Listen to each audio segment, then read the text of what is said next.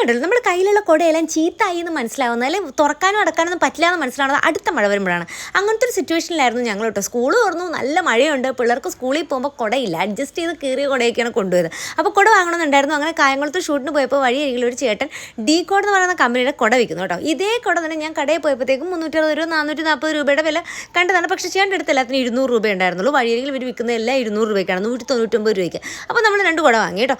എന്നിട്ട് നമ്മൾ നേരെ ഷൂട്ടിന് പോയി. ഷൂട്ട് കഴിഞ്ഞ് തിരിച്ച് വരുമ്പോഴാണ് നല്ല മനോഹരമായ സ്ഥലം. എവിടെയെങ്കിലും നല്ല പ്രകൃതിസുന്ദരമായ സ്ഥലം കണ്ടാൽ, തണലുള്ള സ്ഥലങ്ങളുണ്ട്, അവിടെ നിന്ന് ചോറ് തിന്നാമെന്നുള്ള വിചാരത്തിലായിരുന്നു. ഞങ്ങൾ ചോറ് കൊണ്ടുപോയിട്ടുണ്ടായിരുന്നു. ഇത്തവണ കുറേ നാൾ കൂടിയിട്ടാട്ടോ ഞങ്ങൾ ചോറ് കൊണ്ടുപോകണേ. നേരത്തേക്ക് എപ്പോഴും നമ്മൾ ഷൂട്ടിന് പോകുമ്പോൾ കയ്യിൽ ചോറും കറികളൊക്കെ ആയിട്ടാണ് പോവുക. പക്ഷേ കുറേ നാളായിട്ട് അങ്ങനെ ഇല്ലായിരുന്നു. ഇപ്പോൾ നമ്മൾ വീണ്ടും ഒക്കെ എടുത്തു തുടങ്ങി. കൊറോണ എങ്ങോട്ടൊക്കെ വരാൻ തുടങ്ങിയിട്ടുണ്ടെന്നൊക്കെ പറഞ്ഞു കേട്ടല്ലോ. അപ്പോൾ അതുകൊണ്ട് അവനവൻ്റെ വീട്ടിൽ നിന്ന് തന്നെ ചോറൊക്കെ കൊണ്ടുപോകാൻ തുടങ്ങി. അധികം ഒരിടത്തും കയറണ്ടല്ലോ എന്ന് വിചാരിച്ചിട്ടായിരുന്നു കേട്ടോ. അപ്പോൾ ചോറും അയലക്കറിയായിരുന്നു കേട്ടോ. നല്ല മുളകിട്ട അയലക്കറിയായിരുന്നു, അടിപൊളിയായിരുന്നു, നല്ല ടേസ്റ്റ് ഉണ്ടായിരുന്നു. പിന്നെ കുറച്ച് എരിവും കൂടുതലുണ്ടായിരുന്നു കേട്ടോ. അങ്ങനെ ഞങ്ങൾ രണ്ടുപേരും കഴിച്ചു. വേറെ ഒന്നും ഉണ്ടായിരുന്നില്ല. അച്ചാറുണ്ടായിരുന്നു, അച്ചാറും അയലക്കറിയും മാത്രമേ ഉണ്ടായിരുന്നുള്ളൂ കേട്ടോ. ഞാൻ രാവിലെ കൊണ്ടുപോകാനായിട്ട് പിള്ളേർക്ക് പച്ചക്കറിയൊന്നും കൊടുത്തുവിട്ടുണ്ടെങ്കിൽ എല്ലാവരും കഴിക്കത്തൊന്നുമില്ല. പക്ഷേ മീനാണെങ്കിൽ കഴിച്ചോളും. വറുത്തതും ഒക്കെ കൊണ്ട് വറുത്ത് കണ്ടായിരുന്നു. പക്ഷേ ഞാൻ ചോറ് കിട്ടിയപ്പോൾ എടുത്തില്ല കേട്ടോ.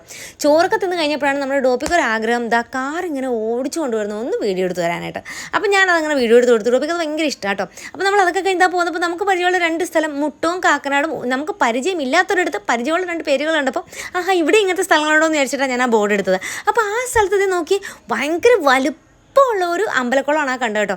അവിടെ നിന്ന് അതൊക്കെ കണ്ട് ഇങ്ങനെ തിരിച്ചു പോരുമ്പോൾ ആലപ്പുഴയിൽ നമ്മുടെ ബൈപ്പാസിൽ കൂടെ പോരുമ്പോഴാണ് ആ ഒരു മനോഹരമായ കാഴ്ച കണ്ടത്. ഈ സിനിമയിലും പടങ്ങളിലൊക്കെ മാത്രം കണ്ടില്ല, ആകാശത്തിൽ ഇങ്ങനെ ലൈറ്റിംഗ് ഇങ്ങനെ സ്പ്രെഡ് ചെയ്യുന്നൊരു കാഴ്ച കേട്ടോ. എനിക്ക് ഭയങ്കര ഇഷ്ടപ്പെട്ടു. അതുകൊണ്ട് ഞാൻ താടിയതേ. അപ്പം നാളെ കാണാം. അതുവരേക്കും ബൈ. ചാനൽ കാണാത്തവരൊന്ന് സബ് ചെയ്തേക്കണേ. Take care.